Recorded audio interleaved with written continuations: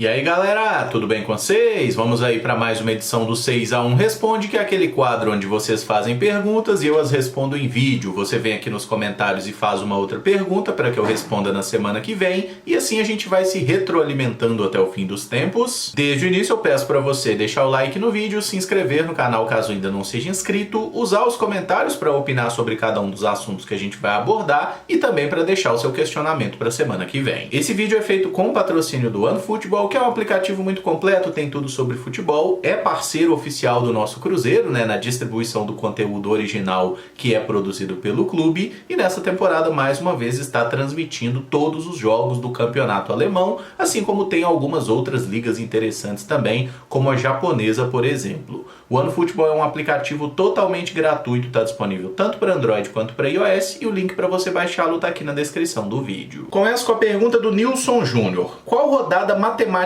o Cruzeiro estará assegurado na primeira divisão? Contra o Operário? Nilson, obrigado pela pergunta. O Operário será o adversário do Cruzeiro na 29ª rodada, tá? Atualmente nós estamos aí com 24 rodadas disputadas e o Cruzeiro, nesse momento que eu estou fazendo o vídeo, tem uma vantagem de 18 pontos para o primeiro time fora do G4. Vamos lá, para o Cruzeiro conseguir garantir matematicamente o acesso na rodada 29, a gente precisaria aumentar a nossa diferença para o quinto colocado para 27 pontos ou mais. A gente sabe que na prática os times trocam pontos, né? E a projeção, inclusive, é de que nessa temporada o quarto colocado tenha talvez aí 60 pontos, até um pouquinho menos. Analisando a história da competição, a menor pontuação de um time que subiu foi na temporada 2007, que o Vitória subiu com 59 pontos. E a maior pontuação que um time fez e não subiu foi o São Caetano em 2012, com 71. E esse campeonato de 2022 especificamente, ele tá com uma característica mais para 2007, né, para que o quarto colocado suba com uma pontuação baixa, do que imaginando aí que algum time vai ter uma super arrancada na reta final e conseguir alterar esse G4 que já parece bem consolidado, né, embora a gente não possa descartar nenhuma surpresa. Nesse momento o Cruzeiro não subiu, tá? Nenhum time na história subiu com 53 pontos. E cada ponto na Série B é difícil de ser conquistado, por isso que eu insisto tanto nessa questão. A gente tem que respeitar a competição e respeitar os adversários, tá? Não é fácil ganhar jogo nenhum nesse torneio.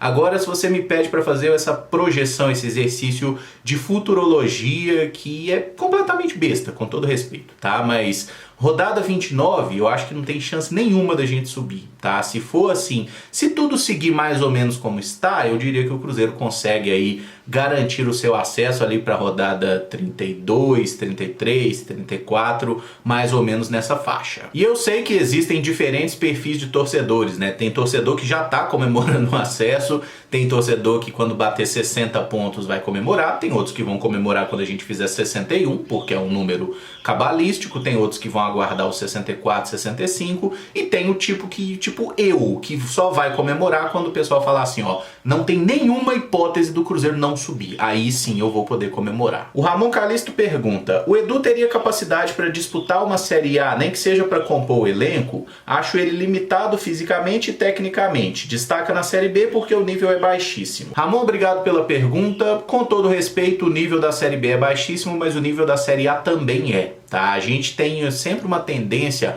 a comparar os times da Série A com Flamengo, Palmeiras, eventualmente Atlético Mineiro, esse pessoal que tem uma condição financeira completamente fora da realidade. Eu diria para você que pelo menos uns 10, 12 times aí da Série A do Campeonato Brasileiro não tem um nível técnico muito diferente do que a gente vê na Série B, tá? O Campeonato Brasileiro, ele é fraco como um todo. E não é à toa que a gente vê nos últimos anos pouquíssimos clubes realmente disputando e conquistando o título de Campeonato Brasileiro. É Flamengo e Palmeiras, tendo eventualmente o Atlético ou o Corinthians como um intruso, né? Antes o Cruzeiro lá em 2013, 2014, que eu considero que era inclusive um outro período, né? Desde 2015 que Flamengo e Palmeiras conseguiram estabelecer essa hegemonia. E essa condição de Flamengo e Palmeiras vem de um negócio chamado dinheiro, tá? São os clubes que têm maior capacidade de investimento. O Palmeiras por causa dos aportes iniciais da Crefisa, né, que fizeram o clube crescer e ter uma arrecadação muito grande hoje, e o Flamengo, que tem a questão de ter a maior torcida do país, né, ser aí um clube que tem uma capacidade de arrecadação muito grande. Teve temporada que o Flamengo arrecadou mais de R$1 bilhão.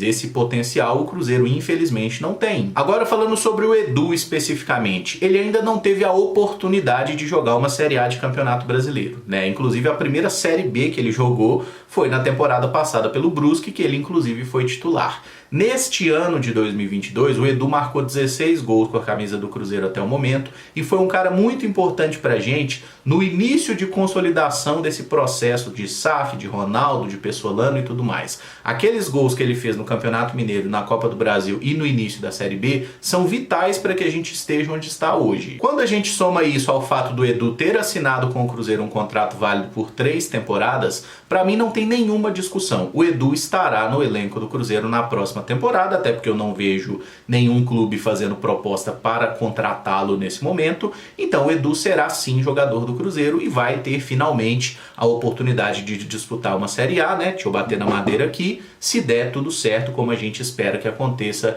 nessa reta final de Série B. E aí o Edu pode jogar Série A? Eu não vejo o menor problema nisso. Você citou aí que ele é limitado tecnicamente e fisicamente. Bom, limitados todos somos. No caso do Edu, a parte física, ele já falou abertamente sobre isso. Ele só joga com dor, ele sente dor todo dia por causa da grave lesão que teve, a cirurgia no joelho e tudo mais. Então sim, ele é um jogador que tem uma limitação física e que vai ter dificuldade. Você não pode ter só o Edu como alternativa de atacante, você tem que ter um elenco que ofereça diferentes opções mesmo. E sobre a parte técnica, eu acho que o Edu, ele é um ótimo finalizador, ele sabe fazer gol. E quem sabe fazer gol na Série B, sabe fazer gol na Série A. Ah, Emerson, ele tá vivendo uma seca, não tá metendo gol. É fato, o Edu não tá vivendo o seu melhor momento, tem a ver com a questão física e tem a ver com a queda coletiva do time também. A bola parou de chegar, ele parou de fazer gol. Tanto que quando a gente joga com o Luvanor, com o Rafa Silva, com o Rodolfo, com o Breno,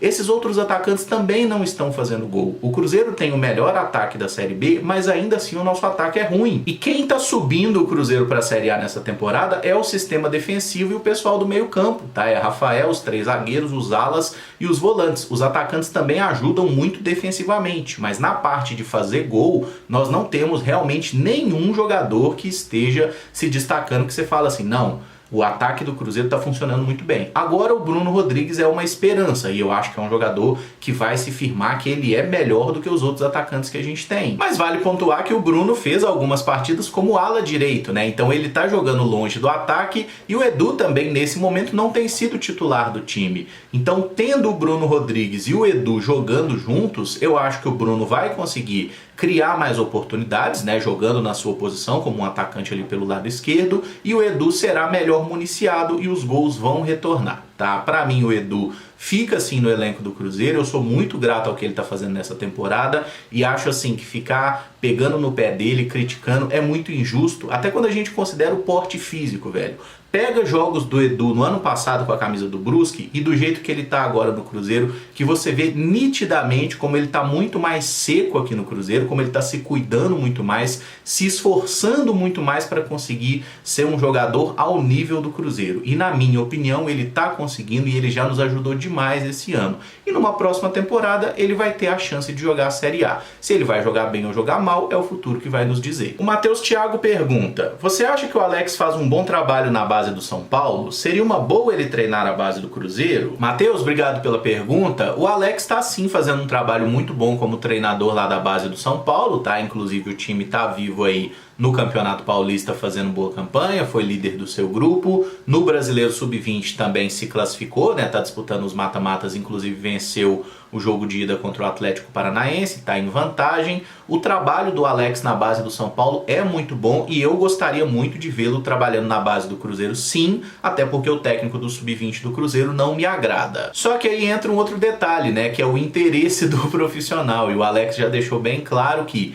essa temporada 2022 será o último ano dele como treinador de base. Só que a partir de 2023 o objetivo do Alex, né, a carreira que ele traçou é trabalhar no futebol profissional, e eu acho que o Alex vai ser um grande treinador no futuro, tá? Só que nesse momento eu tô muito satisfeito com o técnico do Cruzeiro, vamos seguir com o Paulo Pessolano, e num futuro é claro que o Alex pode passar por aqui e fazer um grande trabalho também, né? Até pela história que ele tem, é um ídolo do clube, um cara muito inteligente. Eu acho que tem tudo pro Alex virar um puta de um treinador no futuro, mas ele já deixou bem claro, ele não quer mais trabalhar com base a partir do ano que vem, então essa hipótese não existe. O Arthur Luiz pergunta: eu tava vendo como está sendo a gestão do Ronaldo no Valladolid nos últimos 3 anos em que ele esteve à frente do clube, e percebi que ele não é de gastar muito dinheiro nas contratações, e hoje o Valladolid é o time mais barato da liga. E uma curiosidade, a contratação mais cara do Valladolid na era Ronaldo foi 4 milhões de euros. Você acha que o Ronaldo vai manter esse padrão de gestão na equipe do Cruzeiro? Arthur, obrigado pela pergunta. Só fazendo aí um parêntese, porque recentemente o Valladolid contratou um jogador, o Gonzalo Plata, né, que originalmente o valor são 3 milhões de euros, mas tem algumas cláusulas que nem são difíceis de atingir, que podem elevar o valor da contratação para 13 milhões de euros, tá? Então a gente vê que o Ronaldo já está fazendo alguns investimentos mais importantes a partir do momento que a saúde financeira do Valladolid é maior. E eu imagino que aqui no Cruzeiro o Ronaldo não vai fazer uma coisa muito diferente, ele não vai sair gastando aos tubos em super contratações e pagando super salários. Ele não vai fazer isso porque o Cruzeiro não oferece essa retaguarda financeira. O nosso clube deve R$1 bilhão que tem que ser pago em um prazo de até 10 anos, gente, tá? Não vamos esquecer desse detalhe. E na minha opinião, quando a gente considera qual é o contexto do Valladolid, o trabalho está sendo bem feito, tá? O Valladolid nunca foi um time regular na primeira divisão do Campeonato Espanhol, sempre foi um time ioiô, né? Sobe muito, cai muito, é um time pequeno, não é o caso do Cruzeiro. No futuro, com o Cruzeiro dando uma melhorada na questão financeira, especialmente, né, subindo esse ano, se mantendo no ano que vem, para 2024, 2025, eu acho que naturalmente os investimentos vão sendo um pouco mais substanciais, mas não a ponto do que faz um Flamengo e um Palmeiras no mercado, tá? Isso aí realmente acho que a gente não deve esperar. Esse regresso do Cruzeiro vai ser aos poucos. 3 anos de Série B geram um prejuízo muito grande, e ter uma passagem, né, de Gilvan, depois com Wagner e Thair Machado, gente, especialmente esses 2 últimos personagens aí, isso causa danos quase irreversíveis para quase todos os clubes de futebol. No caso do Cruzeiro a gente só não acabou porque o clube realmente é muito grande e porque a torcida não abandonou, tá? Mas não esperemos loucuras do Ronaldo no mercado. O Cruzeiro vai seguir sendo um time que trabalha dentro do orçamento que tem. O Thales pergunta: por que não tem surgido surpresas na Copa do Brasil nos últimos anos, tal qual acontecia nos anos 2000 com Brasiliense, Patinga, Paulista, Santo André, e no caso da Copa João Avelange com São Caetano? Thales, obrigado pela pergunta. No caso da Copa do Brasil a resposta é muito simples, cara. Até poucos anos atrás os times que jogavam a Libertadores não disputavam a Copa do Brasil. Então a gente pode afirmar que os melhores times do Brasil, eles não disputavam a Copa do Brasil. Então, naturalmente, isso favorecia que times menores, né, de segunda, terceira divisão, que tivessem um bom projeto, acertassem ali meia dúzia de jogos, fossem surpresas e até ganhassem a competição. Valendo destacar que os 2 títulos que a gente teve aí, né, no caso de Santo André e de Paulista de Jundiaí, contaram também com a incompetência de times grandes, né, porque nas finais eles bateram o Flamengo e o Fluminense, o Paulista tirou o Cruzeiro com aquelas falhas ridículas do Fábio em cobrança de falta. Enfim, né, a gente deve pontuar o bom trabalho dos times pequenos e o péssimo trabalho dos times grandes, que se deixaram perder por aqueles times também. Já no caso do São Caetano é uma questão muito peculiar, cara, porque a Copa João Avelange, que foi o brasileiro naquela oportunidade, ela tinha um formato de disputa muito louco, em que você tinha a classificação de alguns times da Série A para a fase final, aí puxava a gente da Série B, da Série C e da Série D. Tanto que o Cruzeiro, que foi o líder da primeira fase, pegou um time chamado Malutron, né? Inclusive a gente passou com facilidade, acabou caindo nas semifinais para o Vasco. Mas o São Caetano, que chegou na final daquele ano, fez também jogos espetaculares, né? Tirou o Palmeiras, tirou o Fluminense, assim, e acabou perdendo na final para o Vasco. Enfim, teve até aquele episódio lá em São Januário, né, da queda lá do Alambrado, que machucou muita gente. Mas eu nem sou capaz de te dar uma explicação racional de por que aquele time time do São Caetano funcionou tão bem naquele período, né? Foi uma época mágica ali daqueles jogadores e o São Caetano foi um time que cresceu muito, né? Teve anos espetaculares, quase foi campeão da Libertadores em 2002, inclusive, só perdeu nos pênaltis pro Olímpia, né? Quase foi campeão brasileiro também. Foi um período curto em que eles tinham bons jogadores, a gente não pode esquecer disso, né? Mas eram atletas ali de pouco renome que em 2000 explodiram ali pro futebol brasileiro, fazendo uma temporada realmente espetacular, tá? O Azulão foi um grande time do futebol brasileiro por um curto período, né? É realmente um negócio meio louco ali. O Breno Henrique pergunta: uma vez vi um vídeo que falava de Leonardo Fernandes, seria uma boa? Breno, obrigado pela pergunta. Esse vídeo que você assistiu provavelmente foi feito por mim, tá? Porque eu fiz um vídeo, de certa forma, né, indicando aí a contratação do Leonardo Fernandes em 2018, quando ele jogava no Fênix do Uruguai. Ele seguiu no clube até 2019 e posteriormente foi vendido ao Tigres do México por $600 mil. Teve 6 meses emprestado na Universidade de Chile, não teve grande destaque, posteriormente jogou 6 meses no Toluca, também do México, onde foi muito bem, e aí para a temporada 2020-2021, finalmente o Tigres falou: vem cá meu filho, vamos te utilizar agora, né, que ele já tinha sido testado no Campeonato Mexicano e jogado muito bem. Mas lá no Tigres ele acabou não vingando. Em 1 ano e meio de clube foram 39 jogos com apenas 2 gols e 8 assistências. Não é o pior desempenho do mundo, né? Mas o Tigres acabou vendendo ele para o próprio Toluca, onde ele teve uma passagem por empréstimo muito boa, por $4 milhões. Então compraram por $600 mil, venderam por 4 milhões, não saiu no prejuízo, né? E no Toluca o Leonardo Fernandes está jogando pra caralho, porque nessa temporada 2022, né, somando todo o ano, ele tem 24 jogos, 11 gols e 8 assistências. Ou seja, em 24 partidas pelo clube, ele participou diretamente de 19 gols, tá? É um moleque de 23 anos, muito talentoso, canhotinho, bom de bola, enfim, né? E essa eu coloquei justamente para falar assim, ó, tá vendo como de vez em quando eu acerto? Esse moleque joga muita bola, velho. Eu queria muito que ele viesse pro Cruzeiro, mas infelizmente isso nunca aconteceu. Digamos que a diretoria do Cruzeiro em 2018 não estava pensando no bem do clube, né? Tava pensando era em gastar o máximo de dinheiro possível para poder acabar com tudo. Não conseguiram. Mas sobre uma contratação do Leonardo Fernandes pelo Cruzeiro nesse momento, eu não vou dizer que é impossível, mas é extremamente improvável, né? Os caras pagaram $4 milhões quando o jogador estava meio em baixa. Agora ele está valendo muito mais que isso. A gente deve lembrar que o México é um mercado muito caro, né? Os jogadores ganham muito bem por lá, tanto que tem jogadores até que passagem por seleção francesa que vão jogar no México. Lá os caras ganham muito bem, os clubes têm uma saúde financeira importante, né? A maioria tem mecenas fortes lá também. Então eu diria para você que não dá mais para nós, tá? A hora do Cruzeiro buscar o Leonardo Fernandes é quando ele estava lá no Fênix do Uruguai, agora que caiu no México, um abraço. E para fechar, o Nando pergunta: você acha que com o elenco do Cruzeiro de 2018 a gente poderia ter ganhado algo além da Copa do Brasil? Nando, obrigado pela pergunta. Pela qualidade que aquele elenco tinha, eu diria para você que o Cruzeiro tinha sim condição de ganhar a Libertadores, tá? O Campeonato Brasileiro não, até porque o Mano Menezes não é um bom treinador para campeonato de pontos corridos, né? E aqueles jogadores eram também atletas em sua maioria veteranos, é aquele cara que joga bem, mas precisa de uma semana para se recuperar e poder jogar bem de novo, né? Então, Campeonato Brasileiro, eu acho que realmente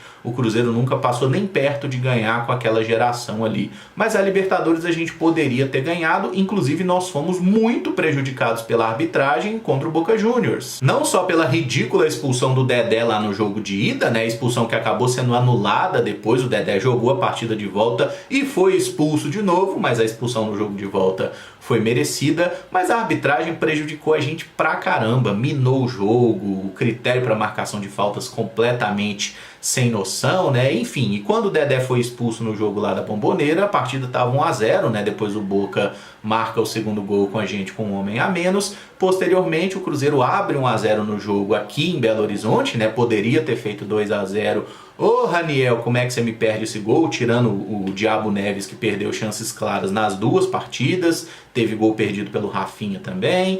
Enfim, o Cruzeiro perdeu muitas chances, né? Acabou sendo derrotado pelo Boca, mas teve um papel muito forte da arbitragem naquela eliminatória. E sim, o Cruzeiro poderia ter ganho a Libertadores de 2018, a gente esteve perto disso. E eu não sou muito supersticioso, mas tinha até aquela questão dos 21 anos, né? Que foi exatamente 21 anos após a conquista da Libertadores de 97. 97, o mesmo período que a gente tinha demorado anteriormente para conquistar, né? 76, 97 seria 2018. Isso é apenas uma coincidência, uma coisa que eu sou meio maluco e eu penso na cabeça, mas enfim, gente, isso não tem efetividade nenhuma e no final das contas, convenhamos, né, com tudo de errado que acontecia ali dentro do Cruzeiro, eu acho que a gente nem merecia ter ganho. A torcida merecia, o pessoal que estava lá dentro do clube definitivamente não. E eu encerro esse vídeo por aqui. Se você gostou, eu peço que deixe o like, se inscreva no canal caso ainda não seja inscrito e use os comentários para opinar sobre cada um dos assuntos e deixar a sua pergunta para a próxima edição. Muito obrigado por acompanhar, um abraço e até o próximo vídeo. Valeu!